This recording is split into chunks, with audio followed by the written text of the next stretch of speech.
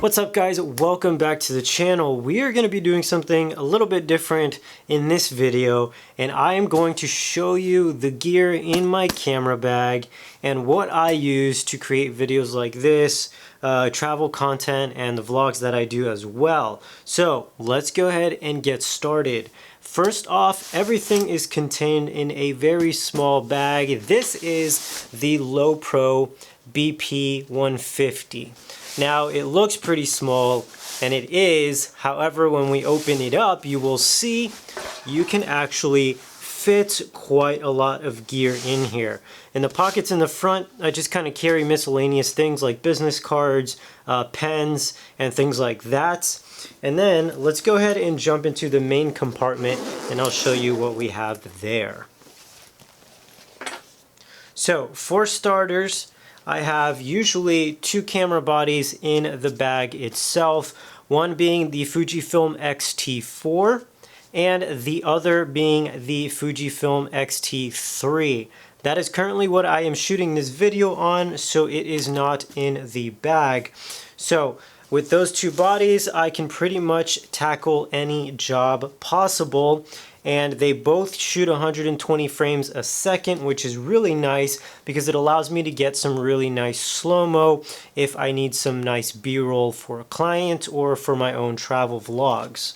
Now, I have a few lenses that I pretty much take with me everywhere that I go. First off, we have the 18 to 55 millimeter Fujinon lens. Now, this is actually the kit lens that a lot of their higher end XT cameras come with, but I have found that the autofocus on this thing is absolutely amazing, extremely accurate, and very smooth, especially for video. So, believe it or not, this kit lens is actually what I shoot a lot of video on, just because the autofocus is so accurate, so smooth, and it has an aperture of f2.8, so it does fairly well in low light as well.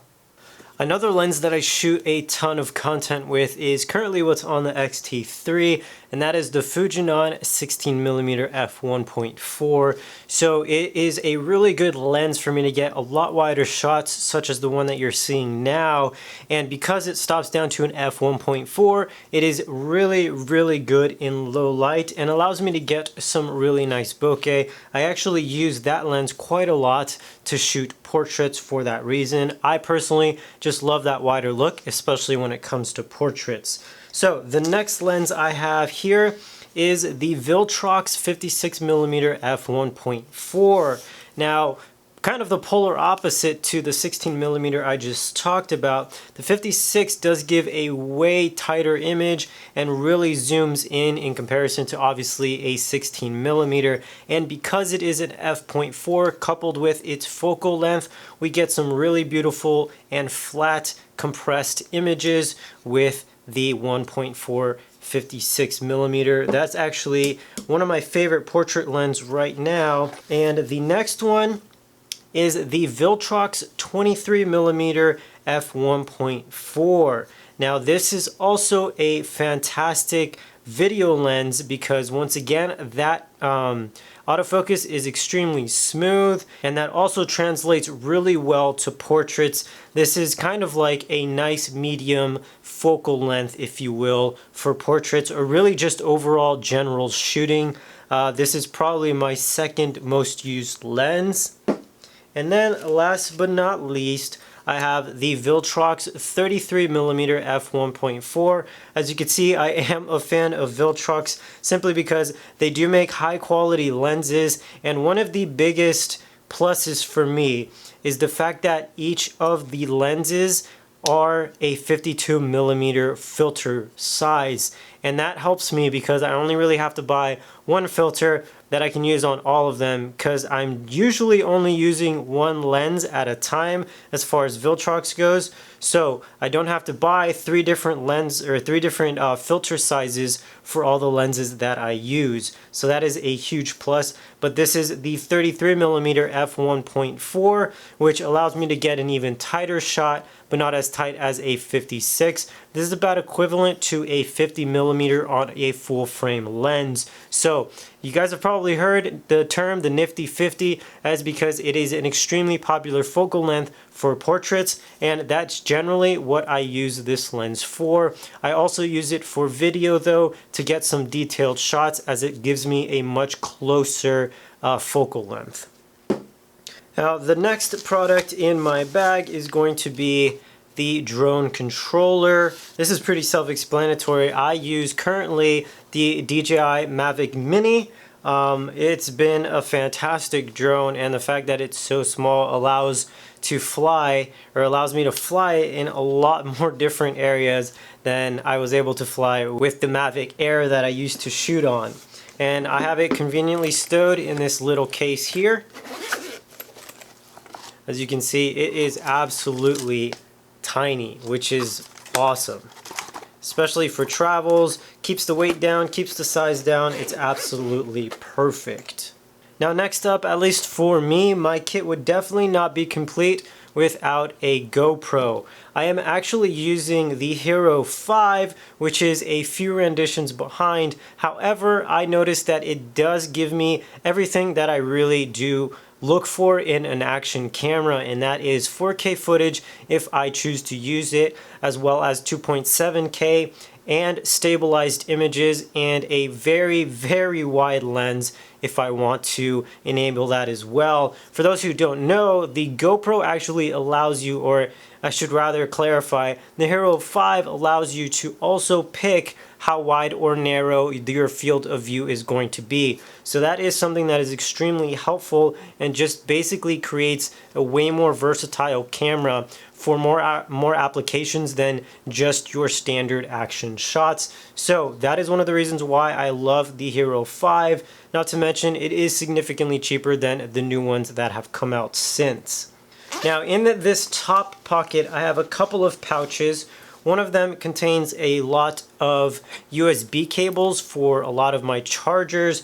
Now, one thing with my chargers, which is really, really cool, maybe you guys don't know, a lot of times you can convert the chargers that you get from the factory or from your camera to strictly USB chargers. And the benefit to that is you are able to get like a USB power brick and be able to plug in all your chargers into one brick as opposed to one wall outlet. So it makes it a lot easier to charge everything simultaneously. So every time I get a new piece of gear that I don't already have a USB charger for, that is the first order of business. Just because it makes it easier, and like I said, it's one less thing to worry about, especially when you're charging on the go. Because it is also a USB charger, you can easily charge it from a USB power battery that you can take pretty much anywhere. And then in my next pouch here, just to kind of keep things organized and together so it doesn't float around in the bag, is a little pouch for all the batteries. So the X-T4 and the X-T3 actually use two different types of batteries, so that is all contained in here, along with the batteries for my GoPro. Now here's actually a cool little gadget that you guys may be interested in. This is my memory card wallet. Now this is actually airtight and water resistant. I am using SD cards, so you really don't have to worry about an issue with them getting damaged because they are just naturally waterproof in that sense. Now if you look on the inside, you can see that there are some memory cards I have that are actually flipped over, aka look backwards. Now there's actually a reason why I do this. This is simply so that I can tell at a quick glance what already has data on it. And generally the way that I like to edit or record my videos is those cards that are flipped over, I usually leave alone because I use that as a separate backup. So my workflow generally goes as, if I'm recording this video on this memory card, for example, I'll go ahead and upload it to the computer, start editing it, and I will keep everything on the memory card, but I'll put it back in my memory card wallet flipped over. This enables me to have one backup directly on the memory card, one backup on my computer, and then another backup on my cloud And then I actually also have 2 redundant backups on my hard drive, because there's a saying, if it's not backed up 3 times, it's honestly not backed up. So that is how I'm able to kind of keep things organized in my memory card wallet, and that is also why I do have a lot of memory cards, because I usually just record one project on one and then use a fresh one thereafter.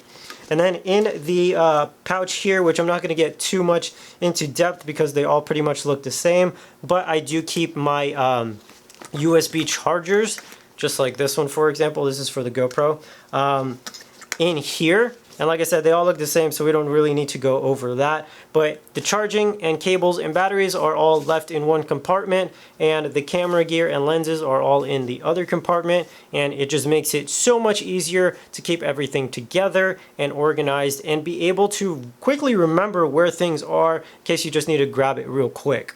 And guys, that is going to wrap up this video on what is in my camera bag. I hope you enjoyed it. I know I always enjoy seeing videos like this, because everybody's workflow is very, very different. Thus, everything they have in the camera bag that's required for their workflow is different. So it's also just interesting to see how people organize their gear and what they have in the bag. If you did enjoy this video, please be sure to give us a thumbs up. It really does help the channel continue to grow.